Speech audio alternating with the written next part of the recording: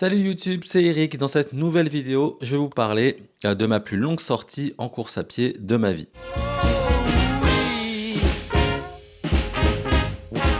Alors, ça va être une vidéo très simple. En fait, là, je suis rendu à peu près un mois et quelques jours de mon plan d'entraînement pour un semi-marathon que je fais avec Garmin et avec la coach Amy. Et là, j'ai eu une sortie longue du dimanche qui était plus longue de d'habitude. Et du coup, j'ai dépassé la sortie la plus longue que j'avais fait de toute ma vie. La sortie la plus longue que j'ai fait de toute ma vie, c'était juste avant le trail de l'Apocalypse. Je voulais aller faire une reco, de la course et du coup, je suis allé assez loin et j'ai fini avec 12 kilomètres. Et à cette époque-là, j'étais dans une sorte de pic de forme. Du coup, je l'ai à peine senti et j'avais l'impression à l'époque que je pouvais aller encore plus loin.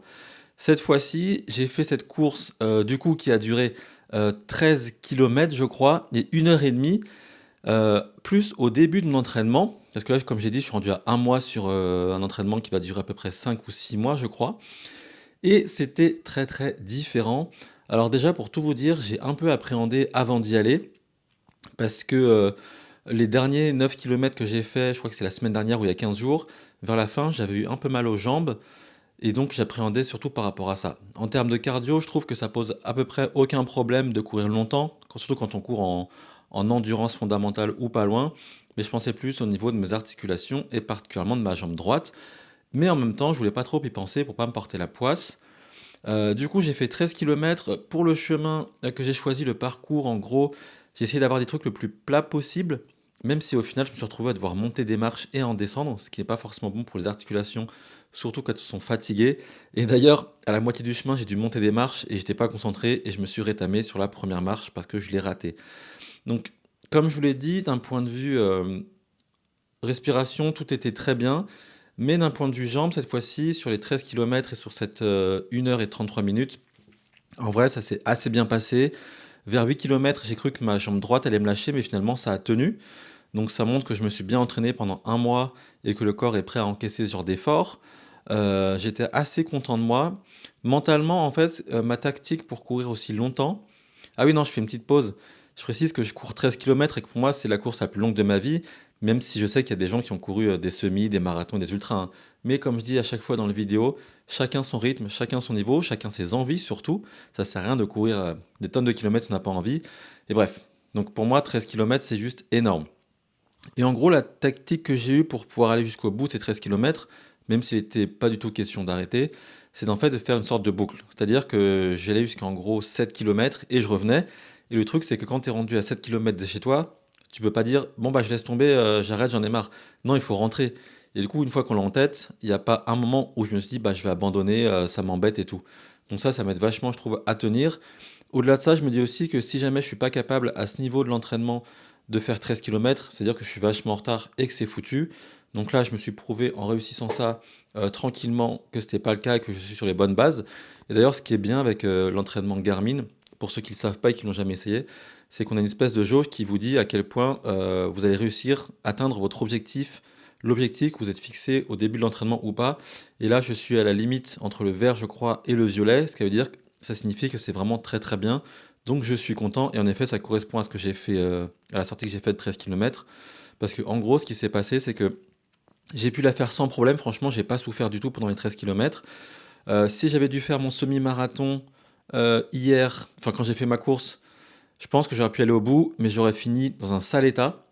Alors que là, je me dis que si j'arrive à faire 13 kilomètres comme ça, assez facilement, on va dire, ça veut dire que dans 4 mois, je devrais le faire de façon beaucoup, beaucoup plus simple. En tout cas, c'est ce que j'espère parce que j'aurais fait encore plus de sorties, j'aurais ajouté les sorties, genre fractionné les sorties avec beaucoup de dénivelé positif, etc. Donc, ça m'a rassuré vraiment sur ma capacité à courir un semi-marathon. Cela dit, vu que j'avais jamais couru cette distance, après, j'étais éclaté. Éclaté parce qu'en fait, j'ai mal calculé. D'habitude, quand je fais mes sorties, vu qu'elles sont pas si longues que ça, et ben, je prends juste à boire quand je dépasse 8 kilomètres, on va dire. Mais je prends pas à manger. Je prends pas de gel ou de choses comme ça. Et du coup, là, je suis parti comme ça. J'ai juste mangé une banane. Et c'était clairement pas assez parce que mon corps me l'a fait comprendre tout l'après-midi après la sortie. J'étais juste épuisé. J'avais juste envie de dormir. Je pense aussi que j'ai pas bu assez d'eau. En gros, j'ai bu 500 millilitres. Et après, sur Garmin, en fait, ça vous dit combien d'eau vous avez évacué en transpiration.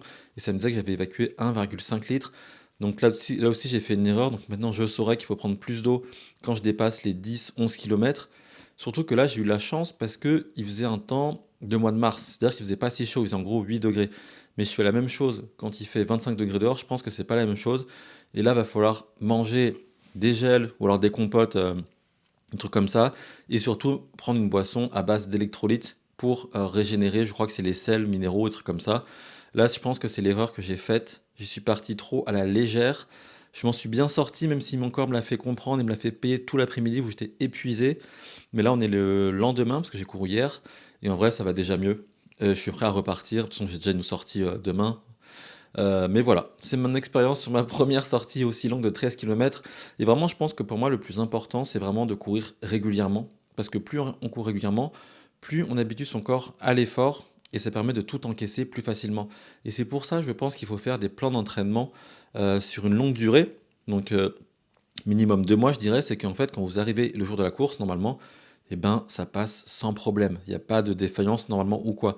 Pour moi, mais je sais pas, hein, là je fais des suppositions. Pour moi, les défaillances, elles arrivent quand les personnes ne se sont pas vraiment entraînées. Quand ils ont fait que 3 fois, on va dire 15 kilomètres pour faire un 25 kilomètres et qu'ils pensent que ça va suffire.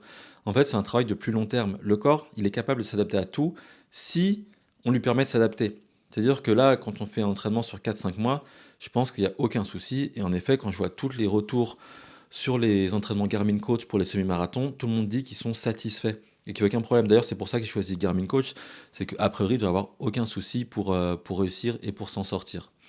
Mais en tout cas, je suis très fier de moi. J'étais vraiment épuisé.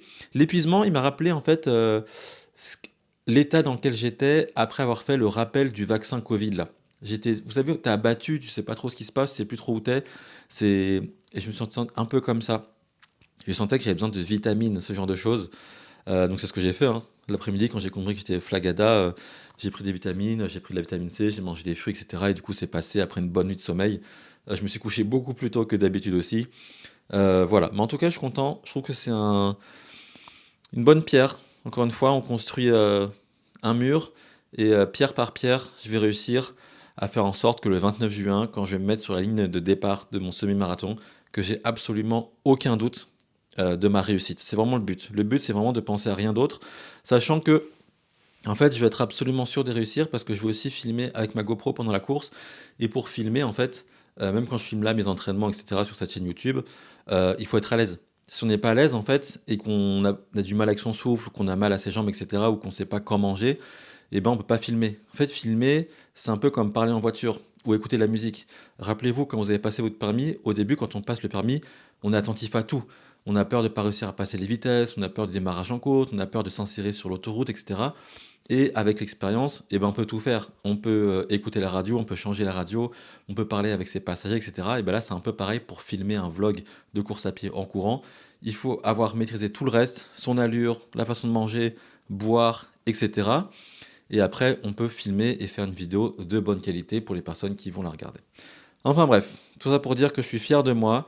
Là, j'ai déjà regardé la semaine prochaine, du coup, ce serait une sortie longue plus courte qui va faire 9 kilomètres, donc ça, c'est déjà plus facile pour moi. Voilà, cette vidéo est terminée. C'était une petite vidéo simple pour vous mettre à jour sur mon entraînement pour mon semi-marathon. Et pour l'instant, tout se passe très bien. Mettez un j'aime si ça vous a intéressé, et puis abonnez-vous pour ne pas rater les prochaines. Salut!